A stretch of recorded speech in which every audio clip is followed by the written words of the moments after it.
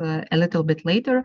So I think that as majority of discussion participants joined us, so the floor is yours and have a good time. Thank you, Vaida. So hello, everyone. It's really a good moment to have many participants participating in this discussion. So in general, today we will have 4 participants. So Marius Paresis is one of them who will be joining us shortly. So Marius is CEO of Daily Coin and cybersecurity expert. As well, today we have Mažvydas Kunevičius. Mažvydas is ex-military intelligence officer and independent disinformation expert. Third speaker is Darius Povilaitis. Darius is a cyber threat hunter. I really like this description, which I saw in LinkedIn.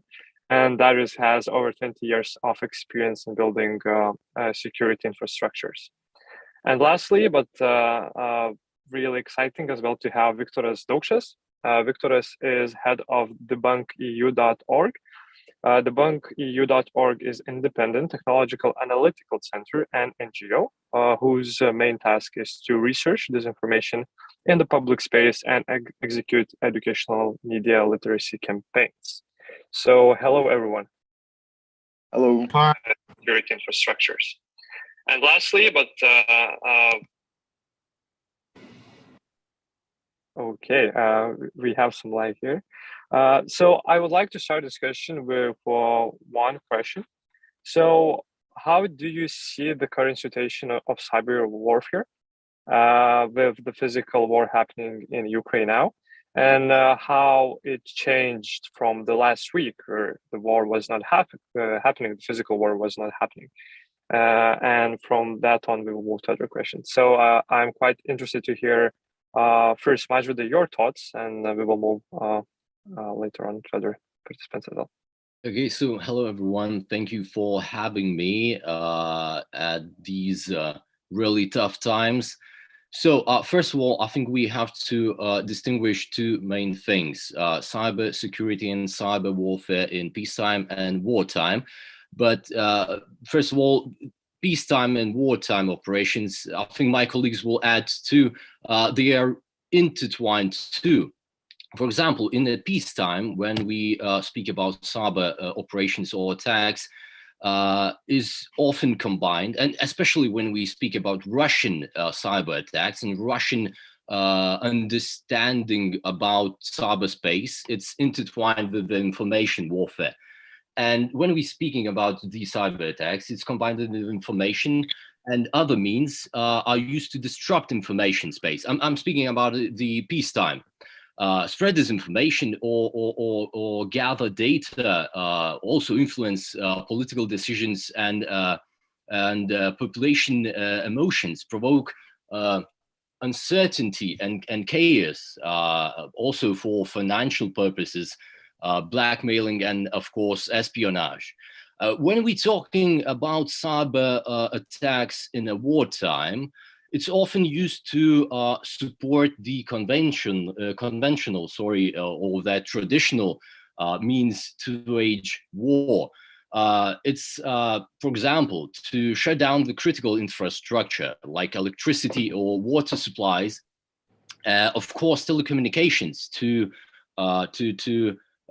stop the communication between people or government organizations and institutions, and of course for espionage, because espionage in the peacetime and wartime is essential because you're gathering information.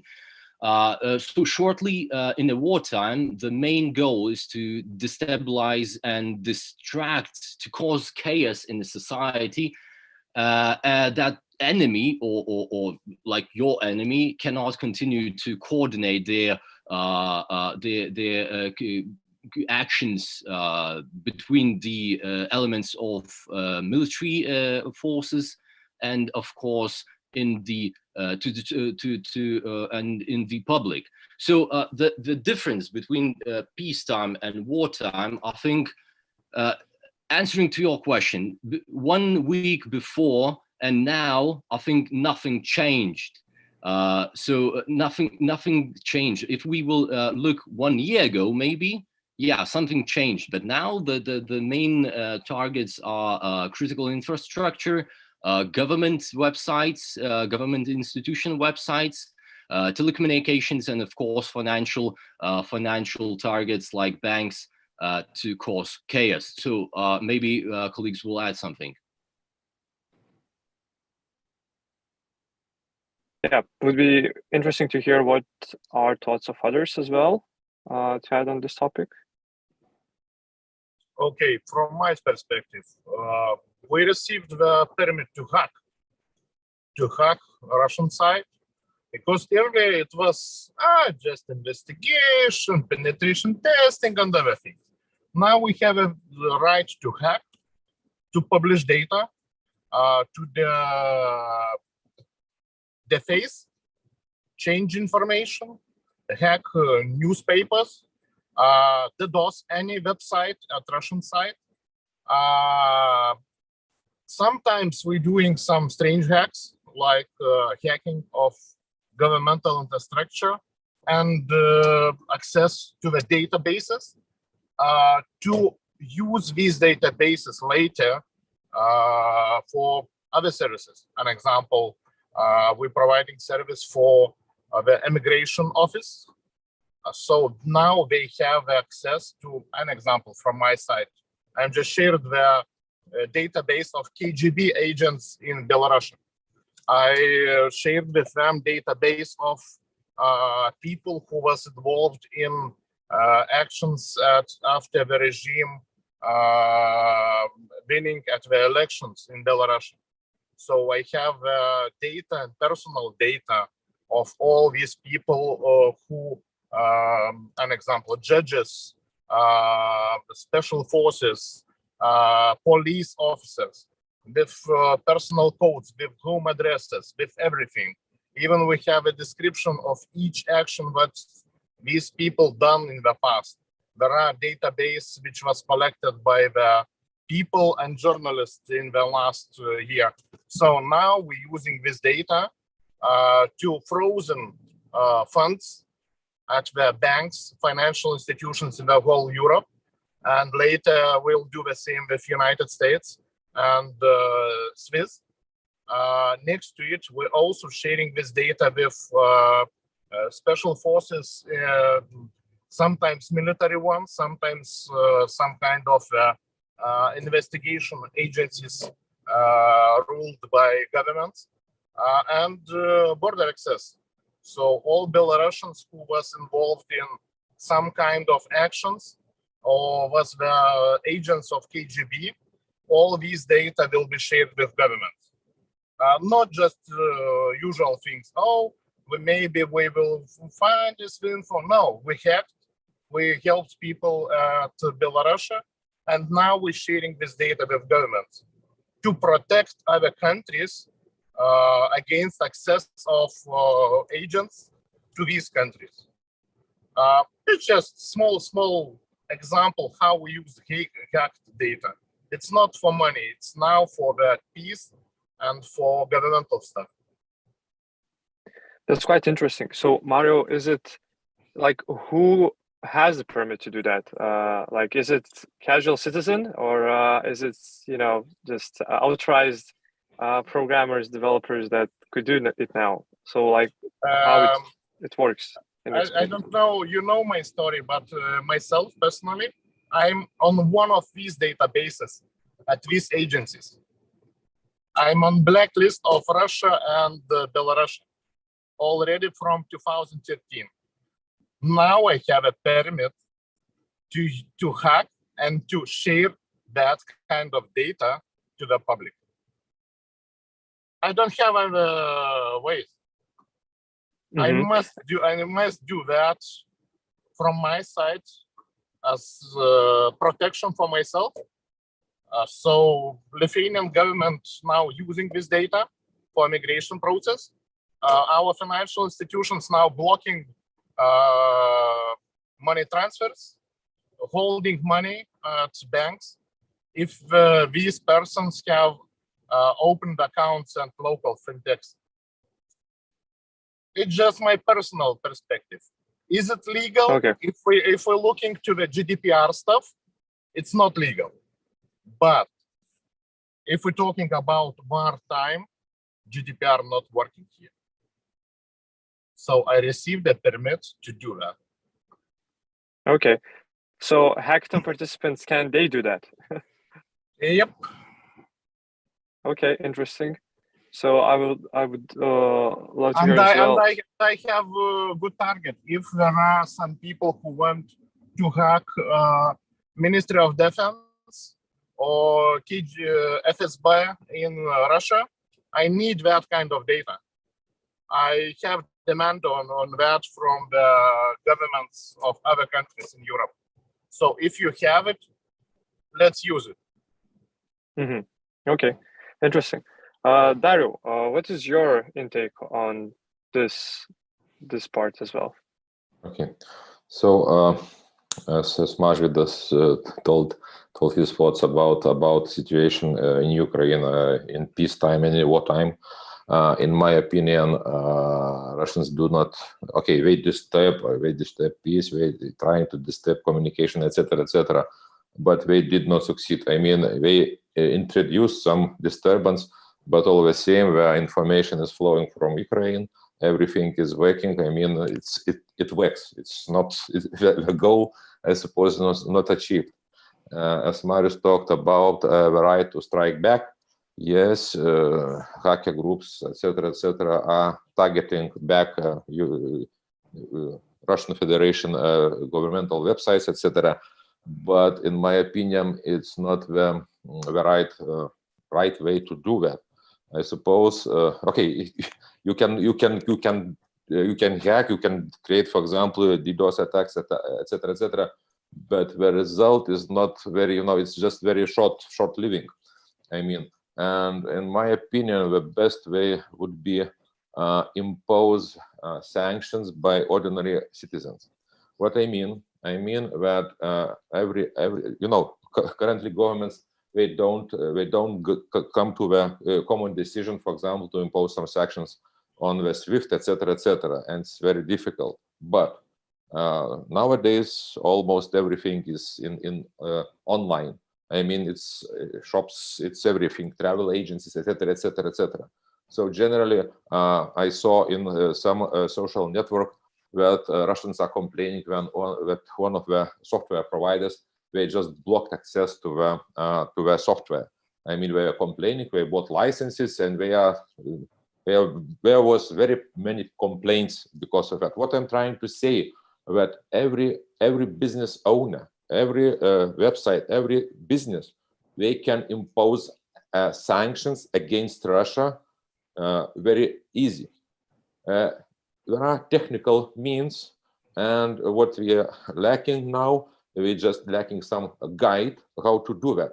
I mean, it's very easy. We just should prepare the guide, and people should decide if they want to join that.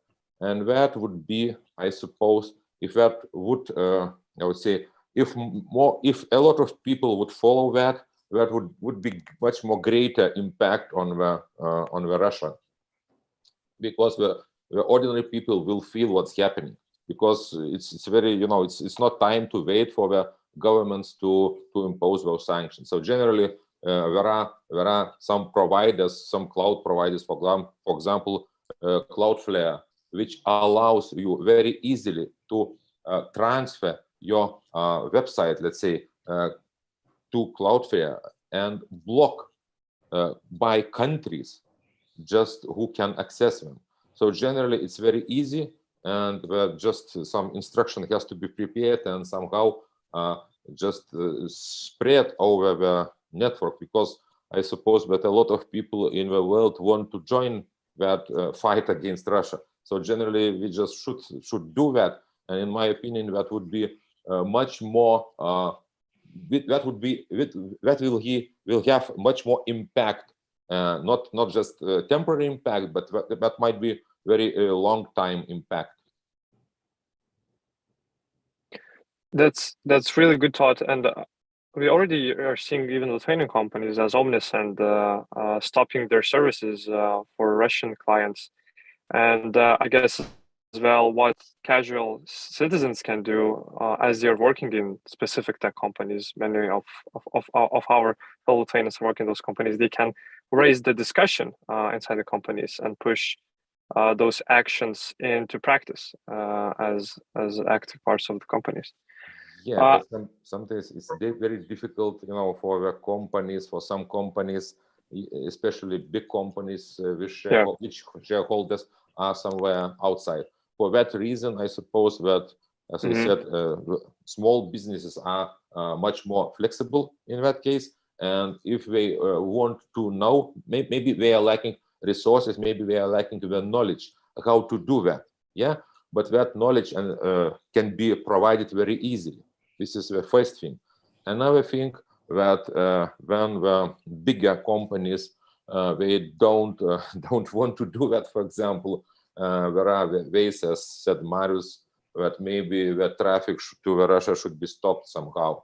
I mean, it's not directly attacking to some websites because it's not very big impact, but maybe the traffic should be blocked by other means. There are some means which can be used. So that's my opinion. If, some news, I think you don't know, but SWIFT will be shut down to Russia. They already agreed on that. It's just a question of the time. From my perspective, from fintech perspective, I think you heard about Paysera. Paysera stopped all transactions to Russia and Belarus for the companies. So governments receiving taxes, governments receiving income from the transactions, money transactions.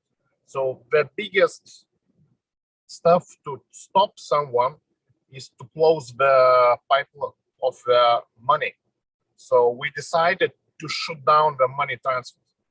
So there will be no possibility to transfer money to Russian companies. That means that Russian government can't use this channel to receive money as a taxes or to receive money as a payment for something in the Russia. I think it's the solution to stop financing the war. Yes, but this is just one single company, and I'm talking about much bigger. Swift? No, not Swift. Paysera. If it is a Swift, yes, it will impact, but there are also other ways just to make those transfers. And I'm talking about, it's a governmental decision, but all the same, you can add additional sanctions from ordinary citizens to the Russians. And what we need is just instructions how to do that, because they can do. Some private companies, they can do that without problem, which has some website. So we just have to give that. We just have to give that information, how easy it can be done. And what do you think about big tech companies imposing kind of sanctions, specific sanctions on Russia, as their power sometimes is equivalent to some specific countries in terms of generally how huge their digital infrastructure is and how many clients they have from specific countries as Russia. So I saw the letter from Vice Prime Minister of Ukraine wrote to Tim Cook, CEO of Apple, asking specific things to impose sanctions on Russia. So I'm curious your thoughts here. Is it possible? Will it happen, or it's something too much to ask for Apple, for instance, in specific case? Maybe I will start. Okay. Okay. So that would be very nice if Apple, Google, or other companies would stop that. But I think it's like governments. It's very difficult decision, and they are waiting. If they would stop their services to Russia, everyone in Russia will feel that.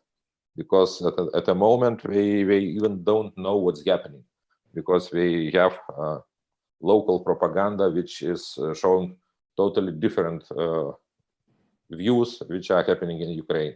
So generally that would touch everyone, and in that case we might want to change that situation, because now we just don't feel difference. That's all.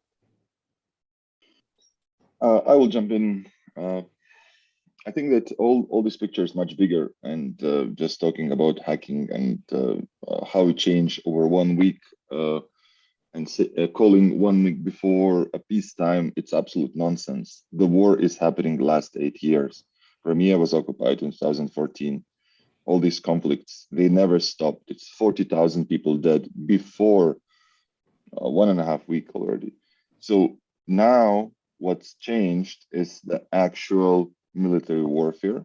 So now we are not speaking anymore about just a hybrid warfare with hidden and kind of covert operations, green little men running around pretending to be pro-Russian separatists when it's an actual Russian army troops fulfilling the operations that are kind of given them from Kremlin to do that. So now we see a full-scale invasion, and that is a huge game changer. There was a lot of preparation, there was a lot of escalation before this happened, and it now still looks surreal that Kremlin decided to play this all-in game and invade Ukraine with full force, and still try to pretend the reasons with communication to Russian citizens that Ukrainians are Nazis, that there's a genocide, that Ukrainians want to have a tactical nuke with a range of 200 kilometers, so it could reach Moscow. So this is absolute disinformation. It's all information operations run by Kremlin.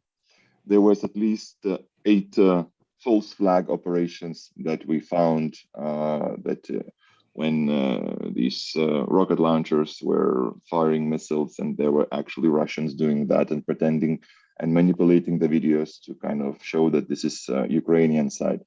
So all of that is just nonsense. And when we speak about the big tech, there is a lot of impact, what can be done. And you need to consider that the big tech is not the service, it's already a critical infrastructure. So you cannot just block it as a wall. You cannot just shut down Google or Facebook or other big tech company in Russia or in whatever else. It is already a critical infrastructure. The good examples are when Germany decided to not issue a license to Russia Today. So Russia Today cannot operate now in Germany. Then the Kremlin decided to block Deutsche Welle as a retaliation. Facebook now shut down TV Zvezda, which is a Kremlin propaganda channel, which is owned directly by Russian army. And from there, so Russian army has their own TV studio where they produce propaganda. So this Facebook page was shut down, and now Facebook they are retaliating to Facebook and threatening that they will block and so on. So there are good ways. So social media is used a lot to amplify information, and Kremlin is extremely well advanced on active measures to spread propaganda, spread disinformation, deceive people, and kind of with an attempt to win a war without an actual bullet, which they did not succeed, but they are still spreading, still threatening people.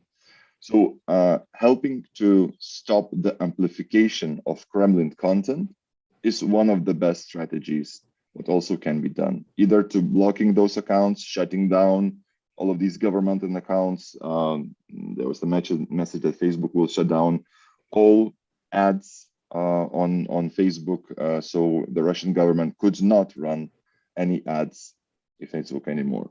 This will not stop running them ads because they buy PR companies that are third companies, and they're still being able to do that. But these are just the first steps, and we need to move forward to reduce that amplification. And I agree that uniting smaller organizations together, if there is one Pisara reducing, kind of shutting down the payments for Russians and Belarusian companies, imagine if all fintech and the Baltics would join together this effort, and all of them would block that. So that would be something that would actually create an impact. Thanks, I will stop here. Victoria, as well, I have one question following up this as well topic. So we are speaking about amplification of disinformation here in our region, in Ukraine and Western world. But what about trying to spread, our information within Russia citizens and encouraging them to spot the disinformation which happens in their own country, and what are potential solutions here? Is it possible to do something about that? It is extremely difficult. Actually, this is extremely difficult to run some kind of media organization in Kremlin. It is extremely difficult. Just see. So Deutsche Welle was doing a good work, and now they're all banned, and all of their employees are banned from the country. So it's a super difficult thing. But to have these kind of sources where Russian people could read what is actually happening. For example, Kremlin actually blocked even the EU versus Disinfo website. So now anyone from Russia cannot access that. It's impossible. So it is even removed from the Yandex search index. So it's impossible to read. So they are really sensitive to that. So the more social media accounts that will promote what's actually happening and prove, so citizens of Russia could actually read and understand what's happening.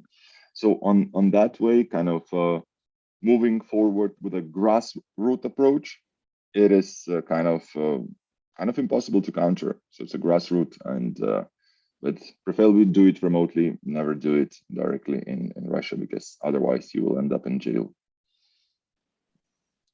I will add to Victoras, because he's telling really great things. Because we're talking about only about the offensive ways, but I think the means of this hackathon is to not only talk about the offensive. So the ad would be if we're talking about disinformation, it is possible to create, for example, tools or databases of those tools, or news channels, disinformation news channels, for people to let them easily to distinguish what is disinformation and what is not. For example, to an app where you can see the most news channels, Russian news channels, who spread disinformation, and to spread that word among European Union and countries and Ukraine too, because there aren't any information like constructive information, because people have to search. And a lot of my friends too ask about, so which channel do I believe, or which channel spreads this information? I don't know. Okay, everyone knows about RT or Первый Балтийский, but there are tons of proxy websites who spread this information. So a database or an app, I know, which could help journalists, especially in Western Europe or Southern Europe, and societies, to distinguish the disinformation channels and not disinformation channels, would be easy way to, I think, to help something like, yeah, I think it will work. I can follow up to Mažvydas' comment. So we are already working on this for quite a long time, and up until now we have mapped out more than 3,000 outlets, so 3,000 websites in 32 languages who are spreading disinformation in a systematic way. They produce 2 to 3 million content pieces every month. And from yesterday, we started a new project to kind of combine data of credible sources in a single place from everything about Ukraine. So people who are interested in grassroots movement, people, Lithuanian elves, other volunteers, so they could join the effort, and we will start this information campaign from probably Monday or Tuesday. So everyone will be able to join on this. So we will do 2 things. On one side, we are mapping out these bad actors and how they are amplifying and how they are spreading the content. And this is already done. And on the other side, we will create this credible list of sources where you can actually follow and see what is actually happening. And sorry for the hackathon participants, one idea came to my mind. We're talking about disinformation, because I truly agree, and Victoras tells that too. Disinformation is a really great danger now. and not now, before and in the future will be. And for example, okay, about the news channels which spreads this information to map them, it's really good. And for the hackathon participants, maybe to create a tool or a package of tools, main critical tools used now and easy to find in open sources, which could help to check the news sources and, for example, photos, videos, to conduct really basic forensics for every citizen. I think it would be an awesome thing, because you can, I know, download an app or have a list of the programs. And if you get a photo or a video film from the Ukraine war or any kind of, I know, situation, you can simply go through those programs and check the photo. Is it reputable or not? Check the content, check the news outlet. What is written about them? Is it propaganda or no? So I think it would be nice to have everything in one place, and it's just like a basic tool for every citizen. What would be really useful in the hack, since you're preparing the hackathon and all of you are working, so I can give you some directions that, so we work on this on daily basis. Now, it seems that we're working 24/7, but like, we're very tired, but what's really needed, if you could work on a machine learning classifier to classify military equipment, and by which military, by whose country is it coming from. So with machine learning, you can actually identify the difference of the camouflage on the tanks or the armored trucks. So to work on these type of classifiers, so we could faster identify who was shooting that rocket, or which country's military was driving that tank. So now there's a lot of tanks with either letter Z or letter V or some other white color markings, or these white bandages.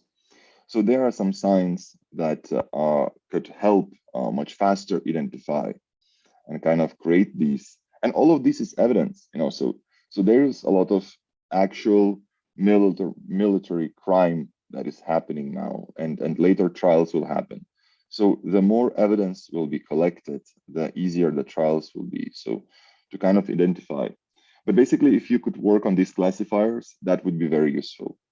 Also, if you can work on the comments in social media to spot the bot accounts, or what now it's called the coordinated and authentic behavior, that is extremely helpful. I just want to remind you how many sock puppet and bots accounts there are. We are just kind of, we're always lacking resource to catch those, because there are so many of them and they're just moving. They might attack one page to amplify it, and then they will be removed, and then they will start a campaign in another place. So in the hackathon, I would suggest to focus on kind of a bit smaller niches to solving very particular problems, either like recognizing whose military is that in the analysis in video or images, or do screenshots from the video and then do the reverse search. The other thing that is actually kind of missing, and it's a bit hard to do, is that if you see the background in the image, you can go to the Google Earth or Google Street View and try to find where is that actually happening. But now this process is very manual and it takes a lot of time. If you could think how to shorten the process, so you could reverse, if you could run a reverse image search to find at which location that video or photo was done, that would be also extraordinary. That would help a lot to analysts like us and Lithuanian elves who are working to debunk and present these cases, journalists and so on. So that would be very useful. Great ideas. And Victoria, do we have some kind of initiatives happening in this sphere? As I guess this is as well, yes, not something new, what you mentioned. So we are, so on the classifiers, there are some classifiers around the world, and you already can find some of the data sets. So they are available probably on the GitHub or just Google. So you should find some of those. from the kind of initiative perspective, so we will start to communicate next week, so people could actually join and volunteer and support and help Ukrainians. One more thing that is also missing, it's actually existing, but it's a bit too expensive. So there are the apps that if you install in your phone, and typically they are used by the insurance brokers. So you install the app, and if the car is damaged, you film and make photos with that app, and that app makes the video and the photos with geolocation, with the fingerprints that are impossible to manufacture, that are impossible to kind of compromise or fake it. So if you could make an app that any Ukrainian citizens could download, and they can do the videos and the photos that have all these data sets, and they are impossible to manipulate, and then we can receive those. So that could be also evidence later in the trials that will happen. And so yeah, so it's really what we're really missing is the not manipulated data. There's a lot of videos that we are receiving. There's a lot of photos that we're receiving when we're seeing in Telegram, Instagram, Facebook, all these groups, public, secret, and so on. But the problem is that between those, there's a lot of videos that are actually old. There's a lot of videos when there's a parade, an actual old parade, and they are putting on top of the sirens, and it looks that it's happening now. So it's a nonsense. So we need to solve the problem, which content is actually authentic, and how can we store it and actually prove it that it's actually authentic. And it's not that complicated to do, actually. So that could be also an idea. Yeah, if guys, you need some ideas, or yeah, just text me or call me. From Monday, I will be back in Vilnius. So, or if you need, I don't know, whatever this weekend, so just text me. Great ideas, actually. Thank you. Dario, what you think about, how you think about potential solutions that citizens can create, programmers that have the knowledge. So is there concrete ideas that you have in your mind seeing this situation currently? Yeah, for information, for thoughts that Victoras gave regarding those mobile apps which can just track the location of that let's say photo or movie. That is very nice idea. What Mažvydas told about how to say identifying the how to say collecting all the evidence, collecting all the websites in one place in order to verify how is it how to say, is it true, is it fake, etc., etc. What comes to mind also, and what is the cooperation? How, okay, let's imagine that we collect that data, yeah. Somehow those fake accounts, fake or bad, let's say malicious, not malicious, but propagandic websites, somehow they should be blocked. Somehow they should be stopped, because you just cannot. If you should not wait until they die themselves. So generally, we should think about ways how all that things, I mean, propaganda, etc., can be stopped. So generally, I suppose that some communication channels should be, I would say, some governmental institutions should participate in that in order to help to do that stopping. I mean, and maybe there are some initiatives in Lithuania, also in EU, just to fight the malware, to fight some phishing attacks, etc., etc. So there are initiatives, but they are not yet complete. So I think that might be also the case to stop that propaganda, but that requires attention from the governmental institutions. And I saw yesterday one initiative which was quite interesting. I saw one Lithuanian programmer sharing the invitation for Lithuanian programmers as well to write their skill set to specific email, which is protonmail.com, anonymized email, with the message that, hey guys, there's a group of head hackers that are doing some prevention of cyber threats, and if you have skills, you can help. So I'm curious, what do you think about those kind of initiatives? Is it, what effect casual programmers can do joining those initiatives, and should we encourage those, or that could be as well some kind of not clear way to help prevent cyber threats, and we need to check what specific people are behind the curtain as well in this kind of initiatives? Yes, it's very clear, who receives that information, first of all.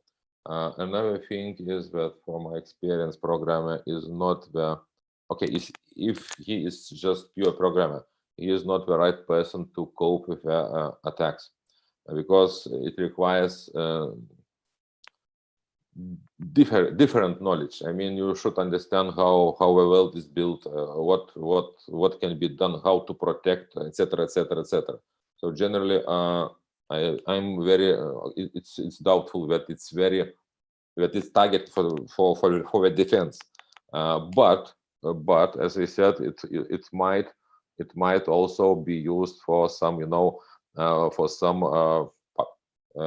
civil initiatives. Yeah, I don't know more information about that, but generally, programmers, they might give some ideas, etc., etc. But there are infrastructures already in place which can be used for that, and that is not very, I would say, it's not secret. So generally, I don't understand the reason to hide themselves.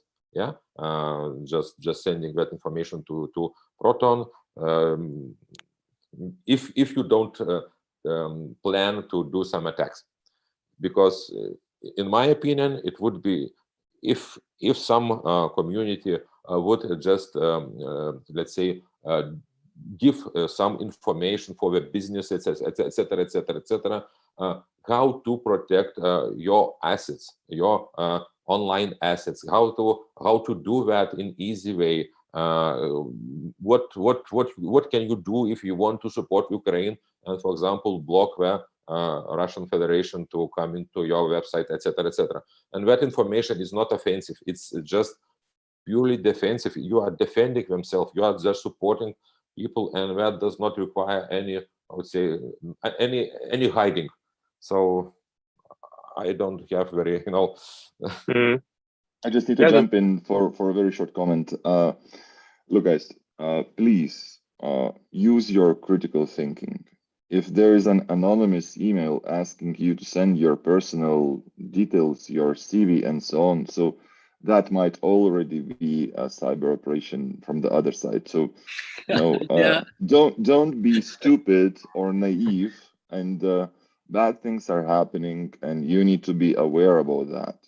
And always verify.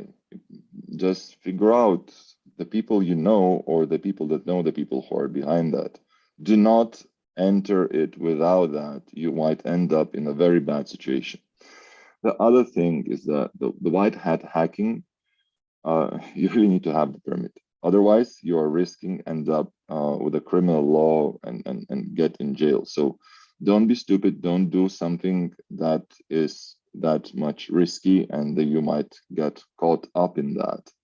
So understand the will and the willingness to do something good, but use critical thinking. Don't be stupid. Don't do stupid mistakes, and consult with other experts so they could support you and drive you in the right direction.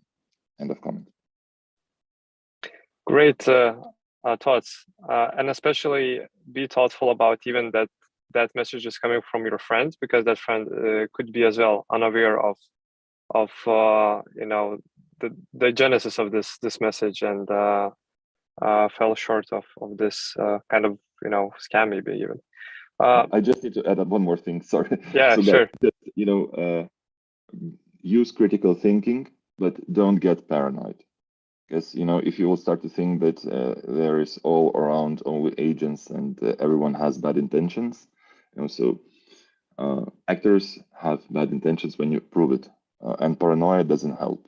So just think critically, avoid these anonymous cases and so on. So just meet the real people, talk to them face to face, check out if they're real and where are they coming from, and then everything will be fine. So best of luck. Yeah, so we're kind of wrapping up our discussion as several minutes have left. We have one question from the audience, and as well, guys, if you have questions, write those on Slido platform. So the question is, won't blocking civilians from accessing outside world just push them to Kremlin's propaganda that the world is against them?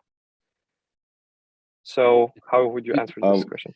I will comment on this. So that is kind of exactly my point. You need to be really careful. You cannot block Facebook or Google in Russia, because then there will be no alternatives and actual information. So just I want to remind you that Gazprom is controlling a lot of the actual government. Kremlin government controls a lot of media in the country directly, either through proxies. A lot of it. Even VKontakte now was taken over by Gazprom. So now it's being moderated by the Gazprom company. So that is a disaster. So you need to target on specific things. So you might shut down TV Zvezda page on Facebook, which is a Russian army propaganda machine spreading that. So you need to target specific things, but not everything. We need to work on the better algorithms, more transparency on the algorithms, so people would understand why they see what they see. So yes, that would be the comment. Mažvydai, I saw you were as well. Okay, Victor has told everything. So, but I have a really short, in a nutshell, ideas, some ideas and areas, other areas where everyone can think about what to do, because we're talking about the offensive things, and I think there are. I know maybe there are more areas of the what can we do, but I think about the 5 or 4 main. The first one was offensive. Yeah, we talked about that, but we forget about the humanitarian things or medical things. Humanitarian, for example, to literally to help people, because we have a ongoing and a massive refugee crisis coming to our border. So, for example, to help refugees to create, I know, a program to find the crucial information about the neighboring country, where they go, about the place of the asylum, where to get the main telephone numbers, where to get the medical care, the maybe food supplies or something. For example, you can imagine Ukrainians come to the, for example, Lithuanian border or Polish border, and they have an app, and they can, for example, register to the flat in Poland where the people gives asylum for them, and in that app they see the main numbers, I know, police support or Red Cross numbers, where they can call to the in Poland, and where to go in all the cities with the maps and all the stuff. That really could help. Another one is like information area, but we talked about that, the botnets and how to identify things. And we see the fifth one, I think it's financial. And we see that the support, how to gather aid and support for, I know, military institutions of Ukraine, and of course for people, and to think about the other aid, not only financial, but how to gather other aid which could be useful and crucial for Ukrainian people, and to help them to get that aid easily. So my final thoughts was these, and thank you. Thank you a lot, Mažvydai. And Dario, I guess as well, what are your final thoughts on recommendations maybe that you would like to share? Yeah, so just to add something to Mažvydai's talk, for example, Revolut is already trying to, I would say, to gather money for Ukrainian, for Red Cross. So generally, I suppose that sometimes you don't need to reinvent the wheel. Maybe you just can use already existing infrastructure, application, etc., etc. That's one thing. Another thing, as I said, for the hackathon, maybe not concentrating for the offensive way, for the defensive way. What can we do? Maybe what we should, maybe we should generate some information how to for a civilian, how to introduce our own sanctions to the how to say offenders. I mean, not wait for all the world, for the governments, but what can we do here just to make their life bad for the invaders? That's all. Great. I'm curious, do you have still time? Because we have several more questions coming from the audience. We have like 3-4 minutes. Cool. So, yeah, great. So do you have any ideas how to help the Russian population who are against the war? We touched a bit this topic, so maybe expand as well. Sorry, could you repeat the question, please? Yeah, so how we can, is there solutions that could help Russian population who are against the war to fight the war from inside the country? Are there any ideas regarding that? How we can help them? It's really hard question, because I think it's not only it's not only cyber means, because fight war in Russia, I think it depends on a population and civil means, not the cyber means too. So I know maybe others have some comments about that. Yeah, I can comment on that. So, look, one of the main things, or is the main differentiator to define how values are formed, how people see the world, it depends on two things. It depends on what media they are consuming and what critical thinking and media literacy skills they have. So these are the top two things that impact what will later unfold. So working with Russian citizens and providing them trainings on media literacy, critical thinking, that is a big deal. And that is possible to do remotely. So they can access these trainings online, they can be trained so they could understand better what's happening. And also providing them the credible sources which present the situation, the actual situation, not this broken mirror situation in what's happening in Kremlin and outside. So if any ideas supporting these two, those are kind of a game changers, and finding any solutions how to do it at a large scale, that is the biggest impact that could be done. Great idea. And maybe expand this idea, Victoria, as well. The question that we have the last is, how can crypto be used to help to solve the situation or to provide some financial potential or funds? So I saw interesting initiatives happening with the concept which is called Learn to Earn, where people are doing some educational courses and they are paid for that. Given the example that Russian economy is a bit falling down and people could seek for additional money in internet, that could be as well interesting idea to test where are projects that if you finish specific disinformation course, you can get money in crypto. So you can, I guess, as well think about this idea implementing, which could bring huge impact as well for people getting more objective information and getting the tools to filter that out. I love the idea. I think it's a great one. We have prepared the first version of the course. It's called Civic Resilience course, so you can check it on our debunku.org website.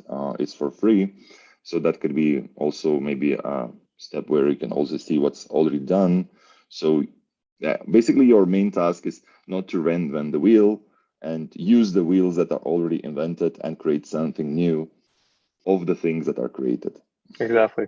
Totally agree. A lot of information, just need to put it in a way that would be appealing. Yeah, makes sense. So, Mažvydai, Viktorai, Dario, thank you a lot. That was really fruitful conversation and discussion. I see that we had a lot of interest in that. Yeah, so let's keep it pushing. We can make a huge impact. And a lot of things depend on us and as well how we react to our world. So thank you for sharing information and concrete call to actions and ideas. And yeah, hackathon participants, embrace yourself. You can do many things. So just use that as well as inspiration here. Yeah, you're doing great things. So best of luck and make the world a better place. Good luck. Good luck. Thank you for having us.